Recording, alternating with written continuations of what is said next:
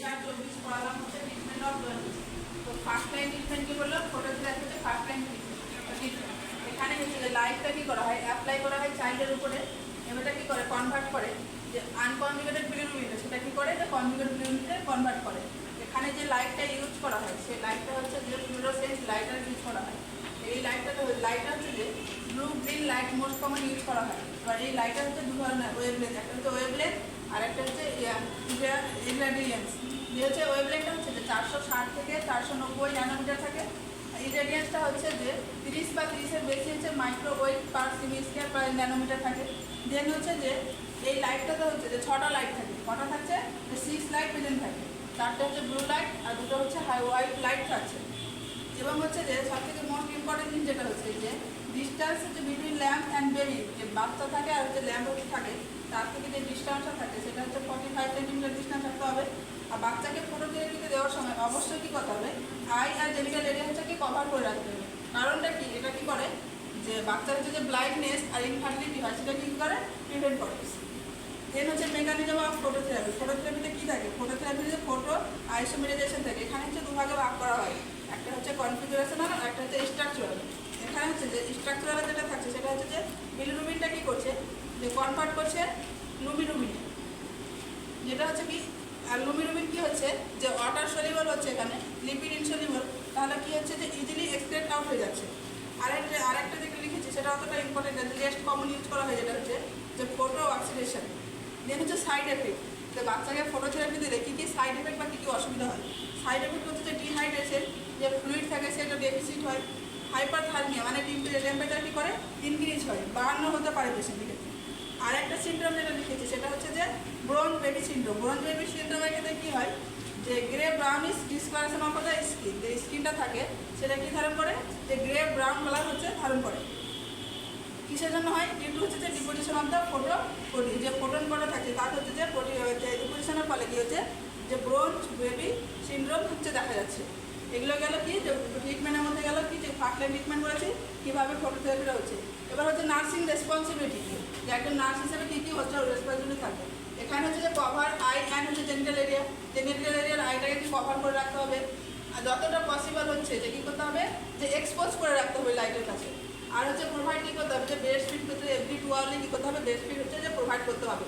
Maintain কী করতে হবে, hydration, যেহেতু ডিহাইড্রেশন হচ্ছে তাহলে বাচ্চা কী করতে হাইড্রেশন মেনটেন করতে হবে। সেজন্য কী করছি আমরা বারবার হচ্ছে মাকে কী করছি, যে ব্রেস্ট ফিডিং করাচ্ছি এভরি 2 আওয়ারলি। দেন হচ্ছে কী করছে, মনিটর টেম্পারেচার। এখানে কি সাইড এফেক্টে কী বললাম, যে হাইপার থার্মিয়া হওয়ার সম্ভাবনা বেড়ে যায়। তাহলে কী হচ্ছে, এখানে মনিটর টেম্পারেচার কী করবো, এভরি 2 আওয়ারলি হচ্ছে টেম্পারেচারটা মনিটর করবো। আর এখানে কী করবো, পজিশনটা হচ্ছে এভরি 2 আওয়ারলি চেঞ্জ করতে হবে। আর হচ্ছে phototherapy is effective when use for 24 to 28 hours. আর এখানে একটা জিনিস দেখছি যে চেক করবো কি, সিরাম বিলিরুবিন লেভেলটা এভরি কী করবো 12 আওয়ারলি চেক করতে হবে। দেন হচ্ছে যে ফটো টিউব অ্যান্ড ফটোথেরাপি মেশিনটা কী করতে হবে, চেঞ্জ করতে হবে। যে ফটো টিউবটা থাকে ওখানে তো মেশিনে তো ফটো টিউবটা কী ধরে চেঞ্জ করতে হবে, কত 2000 ঘন্টা চলার পর কী হচ্ছে সেটাকে চেঞ্জ করতে হবে, প্রত্যেক 2000 ঘন্টা চলার পর। এটুকু নিয়ে গেল যে নার্সিং রেসপন্সিবিলিটি। এবার দেখা গেল যে বাচ্চাদের ক্ষেত্রে হচ্ছে যে ফটোথেরাপি কাজ করছে না, তখন কি করা হয়, যে এক্সচেঞ্জ ব্লাড ট্রান্সফিউশন মেথড ক্ষেত্রে কি অ্যাপ্লাই করা হয়। এখানে ইন্ডিকেশন কী, যে কোন বাচ্চার ক্ষেত্রে বা কোন পেশেন্টের ক্ষেত্রে আমরা এগুলো করবো, যখন হচ্ছে কর্ডের হিমোগ্লোবিন লেভেলটা কী হচ্ছে, যে লেস দ্যান 10 mg/dl থাকছে, এবং কর্ডের টিএসবিতে টোটাল সিরাম বিলিরুবিন লেভেলটা কত হচ্ছে, যে গ্রেটার দ্যান 5 mg/dl থাকছে। এখানে হচ্ছে যে ইবিটি মানে হচ্ছে exchange blood transfusion is use when কী হচ্ছে যে ফটোথেরাপি নট এফেক্টিভ, তখন হচ্ছে ফটোথেরাপিটা কাজ করছে না। আর এখানে ডিরেক্ট কম্বো টেস্ট যদি পজিটিভ আসে, কতটা আমরা চেঞ্জ করবো, ব্লাড ভলিউম হচ্ছে নিডেড ফর হচ্ছে যে এক্সচেঞ্জ ব্লাড ট্রান্সফিউশনে কতটা হচ্ছে, যে 160 থেকে 180 mg পার কেজি। যে যতটা ওয়েট থাকে হচ্ছে যে কী হচ্ছে যে তার হচ্ছে যে 1 কেজি অনুযায়ী হচ্ছে এখানে এক্সচেঞ্জ করা হয়, 160 থেকে 100 ml পার কেজিতে চেঞ্জ করা হয়।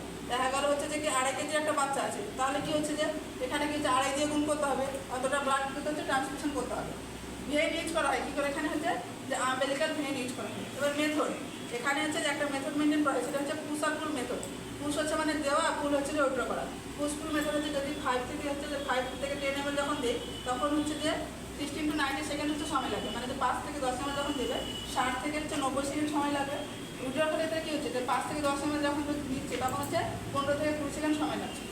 এবং হচ্ছে যে লাস্টে হচ্ছে এই প্রসিডিওর হচ্ছে যে 80 থেকে 90% নিউট্রাল ব্লাড করা হয়, এক্সচেঞ্জ করা হয়। যে বাচ্চাদের যে ব্লাডটা থাকে তাকে কিন্তু কী হচ্ছে যে 80 থেকে 90% হচ্ছে ব্লাড হচ্ছে চেঞ্জ করা হচ্ছে।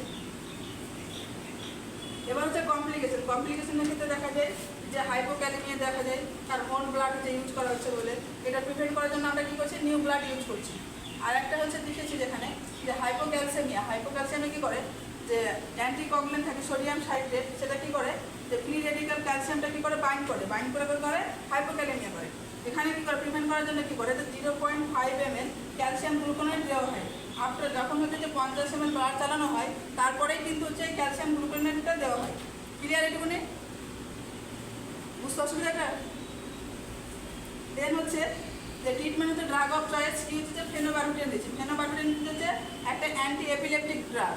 এটা ক্ষেত্রে পেশেন্টের কিন্তু এপিলেপটিক ড্রাগ, কিন্তু এখানে আমরা দিচ্ছি কেন যে স্টিমুলেট করে কী করে যে লিভারের এনজাইম থাকে ইউডিপিজিটি, সেই এনজাইমটাকে কি স্টিমুলেট করার জন্য হচ্ছে যে দেওয়া হচ্ছে ফেনোবারবিটান। মেনটেনেন্স ডোজ থাকে এর হচ্ছে 4 mg পার কেজি পার ডে করে দেওয়া হয়। আর এখানে হচ্ছে অল্টারনেট ড্রাগ দেওয়া হয়। এটা হচ্ছে যে প্রোফাইলিন দেওয়া হয়। আর একটা টেস্ট করা হয় যে ব্রেন ফাংশন টেস্ট করার জন্য একটা বেরা টেস্ট করা হয় বাচ্চাদের ক্ষেত্রে। তো আজকে